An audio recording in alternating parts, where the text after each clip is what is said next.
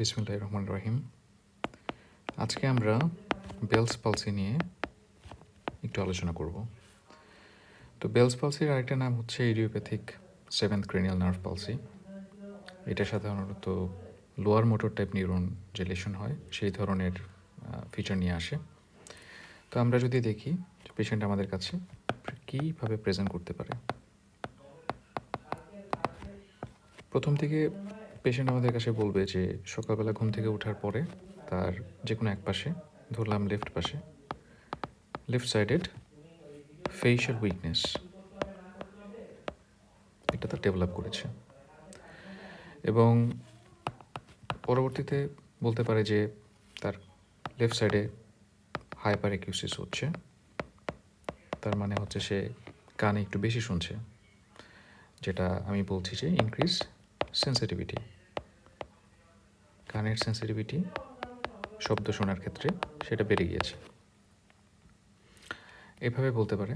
অথবা তার alter test, আমাদের টাঙের অ্যান্টিরিয়র টুথার যেটা, সেই অংশে তার টেস্ট অ্যান্ড সেন্সেশনটা অল্টার হয়ে গিয়েছে,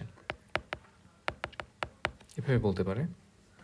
অথবা তার এফেক্টেড সাইডে যে নেজোলেবিয়াল ফোল্ড আছে সেই ফোল্ডটা ফ্ল্যাট হয়ে যেতে পারে, ফ্ল্যাটেনিং, এভাবেও পেশেন্টটা আমাদের কাছে আসতে পারে। অথবা এফেক্টেড সাইডে সে যখন আই ক্লোজ করতে চায় তখন সেটা পারবে না। এবং অথবা এটাকে আরেকভাবে বলা যায়, তাকে যদি আমি আইব্রোটা রেজ করতে বলি তাহলে সে আইব্রোটা রেজ করতে পারবে না।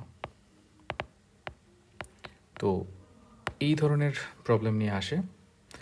আরও বলা যায় তার যে পাশে এফেক্টেড সেই পাশে ড্রুপিং অফ মাউথ হয়ে যায়, যে কারণে ড্রিবলিং অফ ফুড অ্যান্ড স্যালিভেশন হয়।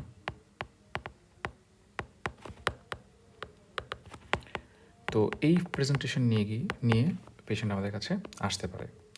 তো এই যে ফিচারগুলো, এগুলো সবগুলো আমাদের মনে রাখতে হবে। এগুলো সবগুলো হচ্ছে অ্যাকিউট অনসেট, খুবই দ্রুত হয় এবং ইউনিল্যাটারাল, এবং এখানে বেলস ফেনোমেনন নামে একটা ফেনোমেনন সেটা থাকে চোখে। তো চোখে বেলস ফেনোমেনন জিনিসটা হচ্ছে যে যখনই পেশেন্টের আইলিড ক্লোজ করার চেষ্টা করা হয়, আইলিড ক্লোজারের ক্ষেত্রে তখন তার যে সেই আয়ের আপওয়ার্ড রোটেশন হয়। ঠিক এই জিনিসটাকে আমরা বলছি হচ্ছে বেলস ফেনোমেনন, এবং এটা এক ধরনের প্রোটেক্টিভ ফেনোমেনন আমাদের কর্নিয়াকে প্রোটেক্ট করার জন্য। সো এই ধরনের বেলস ফেনোমেননের সাথে এই ধরনের ফিচারগুলো নিয়ে পেশেন্ট আমাদের কাছে আসতে পারে। এখন আমি যদি আদার ক্রেনিয়াল নার্ভ এক্সামিনেশন করি, সবগুলা ফেশিয়াল নার্ভ বাদে বাকি সব নর্মাল থাকবে, এখানে কোনো ফিচার বা কোনো ধরনের ফাইন্ডিংস পাওয়া যাবে না। আর এটা যেহেতু এক ধরনের lower motor neuron type lesion, সেক্ষেত্রে আমাদের ফেশিয়াল নার্ভ যেগুলো আছে, ফেশিয়াল নার্ভের কমপ্লিট প্যারালাইসিস হয়, এবং এখানে যে ফ্রন্টালিস মাসলটা যেটা আছে, আমাদের ফ্রন্টালিস মাসলটাও ইনভলভ হয়।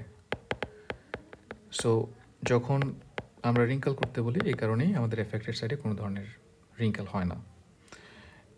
এবং এই ফিচারটাই আসলে লোয়ার মোটর নিউরন যে লেশন হয় সেই লেশনের ফিচার। যদি আপার মোটর নিউরন লেশন হতো তাহলে পেশেন্ট রিঙ্কেল করতে পারতো, সেক্ষেত্রে আমাদের ডিডি, স্ট্রোক বা অন্যান্য দিকে চলে যেত। তো আমি মোটামুটি ফিচারগুলো বলেছি। এটা ডায়াগনোসিস করার জন্য আমার কোনো টেস্টের দরকার নেই, এটা আসলে কমপ্লিটলি ক্লিনিক্যাল একটা ডায়াগনোসিস। এবং আমি যদি এটার সাথে র্যামসে-হানের কিছুটা পার্থক্য করতে চাই, র্যামসে-হানের ক্ষেত্রে আমি যদি একটু উপরে যাই, যেমন এখানে হাইপার অ্যাকিউসিস আছে, র্যামসে-হানে ইয়ার পেইন থাকে, এবং কানে আমি যদি পরীক্ষা করি সেক্ষেত্রে অনেক সময় ভ্যাসিকুলার রেশ এটা পাবো র্যামসে-হানের ক্ষেত্রে। আবার আমি যখন মুখে দেখব সেখানেও টাঙেও আমি এই ধরনের ভ্যাসিকুলার রেশ দেখতে পারি র্যামসাহানের ক্ষেত্রে। সো যাই হোক, আজকে আমাদের র্যামসাহান আমি অন্যদিন ডিসকাস করব। যদি আমি ট্রিটমেন্টে যাই, ট্রিটমেন্টের ক্ষেত্রে নর্মালি আমাদের মনে রাখতে হবে এটা স্পন্টেনিয়াসলি রিকভার হয়ে যায়। স্পন্টেনিয়াস রিকভারি এটা হয়ে যায় এবং সেটা মোটামুটি উইকস টু মান্থস এর মধ্যেই হয়ে যায়। আর স্কটল্যান্ডে তারা একটা স্টাডি করে দেখেছে যে আসলে অ্যান্টিভাইরালের কোনো রোল আছে কিনা। আসলে কোনো অ্যান্টিভাইরালের কোনো রোল নাই। সো যেটা আমরা করতে পারি, উইদিন 72 আওয়ার্সের মধ্যে যদি পেশেন্ট আমাদের কাছে প্রেজেন্ট করে, আমরা হাই ডোজ স্টেরয়েড দিতে পারি। এটা রোল আছে। হাই ডোজ স্টেরয়েড দিলে আসলে আমার কী হবে, সেখানে আসলে যেটা করে সেটা হচ্ছে যে নার্ভের যে ইডিমা, সেই ইডিমাটা এই স্টেরয়েডে রিডিউস করে। এখন যদি ডোজটা বলি, ডোজটা হচ্ছে 60 to 80 মিলিগ্রাম। এটা আমরা 5 ডেজ ধরে দিব। যেহেতু এখানে ডোজটা অনেক বেশি, আমাদের এটা ট্যাপার করতে হবে। ট্যাপার আমরা করব বাকি 5 দিনের মধ্যে। এই হচ্ছে আমার মোটামুটি ট্রিটমেন্ট। আর সাথে যেহেতু পেশেন্টের চোখ, একটা চোখ যেহেতু ওপেন থাকছে, আমার আই প্যাচ দিতে হবে এখানে, যাতে চোখটা ওপেন যেটা আছে সেটাতে যাতে সেটার জন্য। তো এখন এখান থেকে কিছু কমপ্লিকেশন ডেভেলপ করতে পারে। ইউজুয়ালি কমপ্লিকেশন ডেভেলপ করে না, রিয়ারলি পার্মানেন্ট ফেশিয়াল উইকনেস হয়। আর একটা টার্ম আছে সাইন কাইনেসিস মানে হচ্ছে